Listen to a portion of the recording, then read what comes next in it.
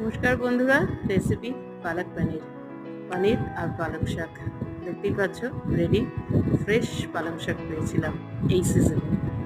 তো প্রথমে তো দেখতে পাচ্ছ আমার জলটা ফুটে গেছে। তো আমি পালং শাকগুলোকে একটু ব্লাঞ্চ করার জন্য দিয়ে দিলাম।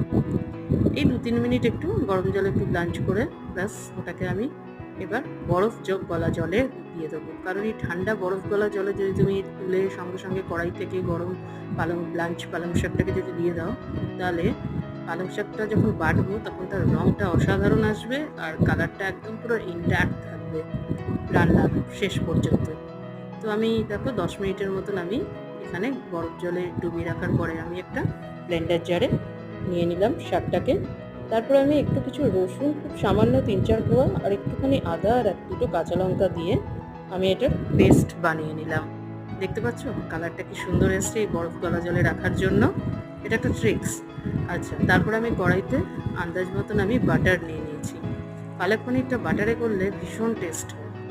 তো দেখতে পাচ্ছ আমি কিছু গোটা মশলা আমি ফোড়নের জন্য নিয়ে নিয়েছি। জিরে, কাসুরি মেথি, তেজপাতা, একটু লবঙ্গ, একটু এলাচ আর একটু দারচিনি। তো আমি এগুলো সব দিয়ে দিলাম। এগুলো হালকা যখন গরম হয়ে যাবে, ফ্রাইটা হয়ে যাবে, তখন আমি এর মধ্যে দিয়ে দেবো আমি 2টো মিডিয়াম সাইজের পেঁয়াজকে একদম ফাইনলি চপড করে রেখেছিলাম, সেই পেঁয়াজ কুচি আমি দিয়ে দিলাম।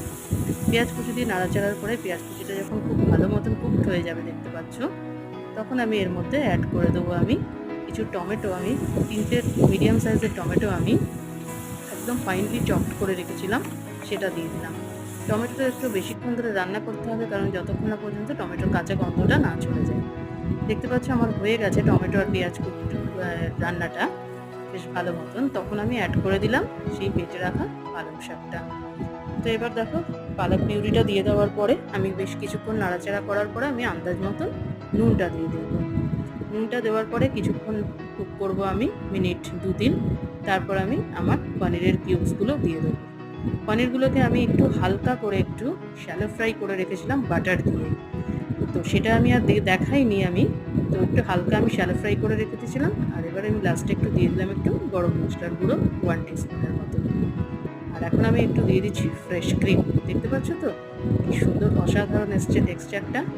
তো এই যে দেখো আমি গ্যাস থেকে নামিয়ে নিয়েছি। আমার পালক পনির এখন রেডি টু সার্ভ। একবার অবশ্যই ট্রাই করো এইভাবে। ভেরি সিম্পল প্রসেস এটা, জানো তো, কিন্তু খেতে ভীষণ দুর্ধর্ষ হয়। তো প্লিজ একবার ট্রাই করো, রাতে রুটি পরোটার সাথে কিন্তু অসাধারণ যায় palak paneer. So please try it. Subscribe me. Thank you.